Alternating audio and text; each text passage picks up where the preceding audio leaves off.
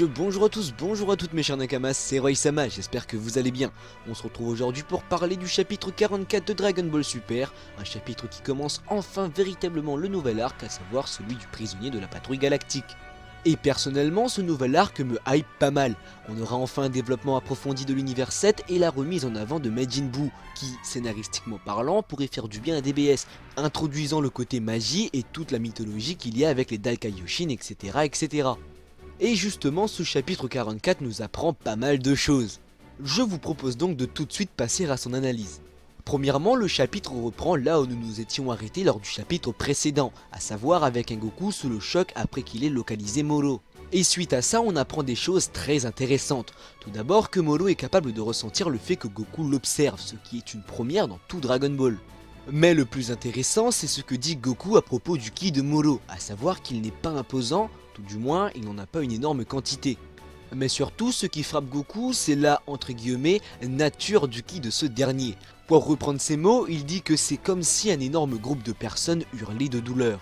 Et ça, c'est très intéressant. Tout simplement car on commence à entrevoir quel type d'ennemi sera Moro, et de ce que je comprends, il sera tout l'inverse de Jiren. Là où notre fœtus préféré était un obstacle de par sa puissance brute ahurissante, Moro lui semble être un obstacle certes, mais de par ses capacités surnaturelles on va dire.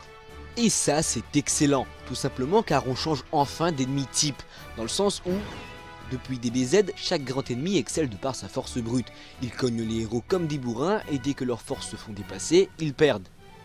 Mais là, on est face à un ennemi qui semble être tout le contraire. Donc si c'est bien fait, ça sera un excellent arc. Et seulement si c'est bien fait, car avec Dragon Ball Super, on se contente toujours du « Ah ouais, c'est cool !» alors qu'on pourrait avoir très facilement un « Putain mais c'est extraordinaire !» Pour revenir sur cette impression qu'a Goku quant au ki de Moro, je pense que ça provient du fait que ce dernier se nourrit de l'énergie vitale d'être vivant. Bref, durant ce chapitre on apprend aussi comment Moro s'est échappé, quel est son but, ainsi que sa destination. A savoir qu'il est arrivé à se libérer de sa prison car une once de magie lui est revenue. Alors comment et pourquoi on ne sait pas, ce n'est pas clairement dit, mais selon moi c'est dû au fait que le sceau du Daikaioshin commence un peu à s'affaiblir, certainement à cause des 10 millions d'années. Cependant pour Moro la prison n'a pas été complètement inutile car on apprend aussi qu'un sbire totalement insignifiant de Freezer lui a parlé des Dragon Ball. C'est pourquoi avec l'aide du sbire ils mettent le cap sur la nouvelle Namek afin de s'emparer des Dragon Ball.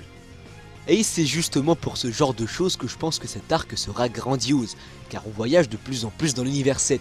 D'ailleurs il me semble que c'est la toute première fois qu'on voit la New Namek dans le canon de Dragon Ball, tout du moins en manga. En ce qui concerne l'anime, je crois qu'on la voit uniquement dans GT, mais là c'est de mémoire donc à confirmer. Bref, pas la peine d'être devin pour deviner le vœu de Moro, hein, à savoir récupérer ses pouvoirs. Après c'est pas clairement dit donc il se peut que je me trompe. Toujours est-il qu'il arrive sur New Namek, forçant Goku et Vegeta à aller le confronter. Bien évidemment leur confrontation entraîne donc l'évacuation des Namek Saiyajin, sauf que un petit est resté caché dans une des maisons. Moro le repère, l'attrape et dit qu'il va le bouffer. Bien évidemment je pense qu'il bouffera son énergie vitale, pas le corps en entier. Mais c'est sans compter sur l'intervention héroïque de Vegeta que le petit est sauvé. D'ailleurs le prince fait une très belle déclaration qui fait directement écho à l'arc Namek de DBZ. Et qui surtout montre et prouve encore une fois que Vegeta possède l'un des meilleurs développements, tout manga confondu. Bref, il continue donc en disant à Goku de lui laisser se charger de Moro. S'ensuit donc un petit face-à-face majoritairement en faveur de Vegeta dans lequel on découvre un petit aperçu des pouvoirs de Moro, à savoir que ce dernier maîtrise la force. Attendez une minute. Ah mais oui, je sais qui il est. Ils bouffent des planètes, ont tous deux une bure et maîtrisent tous deux des pouvoirs télékinétiques. Yori, Fredo, Sammy. I'm sure you'll recognize him. There. Look familiar?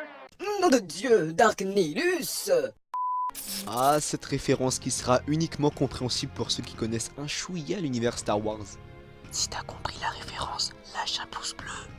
Et le chapitre se finit avec Moro qui enlève sa bure façon Piccolo et va donc montrer à Vegeta ses pouvoirs magiques. Bien évidemment, il n'y a absolument aucun sous-entendu. C'est donc un très bon chapitre qui fait office de véritable coup d'envoi de cet arc.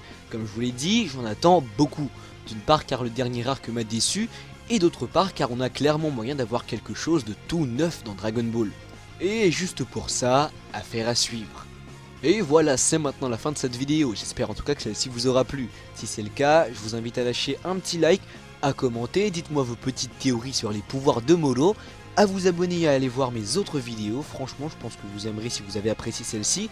Sur ce, c'était Roy Sama, on se dit à très bientôt. Jenny.